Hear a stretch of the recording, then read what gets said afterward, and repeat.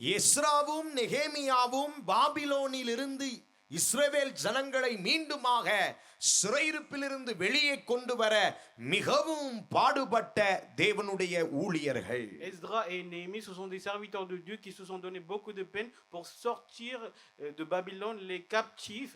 அதிலே நெகேமியா மிகவும் பாடுபட்ட மனுஷன் என்று நெகேமியா 1ஆம் அதிகாரத்திலே வாசிக்கிறோம். Nous lisons dans le chapitre 1 de Néhémie que Néhémie était le plus qui a souffert pour cela. எருசலேமின் அழங்கம் இடிபட்ட செய்தி நெகேமியாவுக்கு வந்தபோது அவன் உட்கார்ந்து அழுது உபவாசம் பண்ணி தேவனை நோக்கி வேண்டுதல் செய்த ஒரு நல்ல தேவனுடைய ஊழியக்காரர். Et lorsque Néhémie a eu le message que la muraille de Jérusalem a été détruite et il était assis, il a jeûné, il a pleuré dans la présence de Dieu, c'était un tel bonhomme de Dieu. அவர் இந்த ஆலயத்தை சாதாரணமாக கட்டல. Il n'avait pas construit ce temple இந்த facilement. ஆலயத்தை நகைச்சுவையில கட்டல.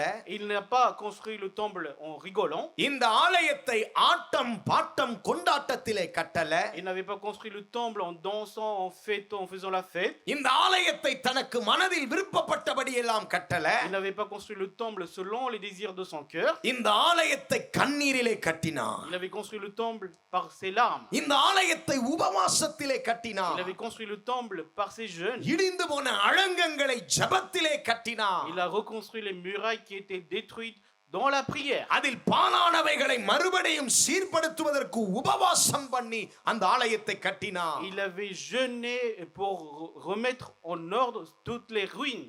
அவர்கள் ஆராதிப்பதற்காக தேவன் அவர்கள் நடுவிலே வாசம் பண்ணுவதற்காக பல தியாகத்தோடு கூட நெகேமியா தேவாலயத்தை சீர்படுத்தி தேவாலயத்தை மீண்டுமாக சீர்படுத்தி தேவனுக்கு முன்பாக கட்டின ஒரு தேவனுடைய ஊழியக்காரன். Néhémie était un serviteur de Dieu qui avait réparé le temple de Dieu pour qu'il puisse avoir un lieu de culte, d'adoration,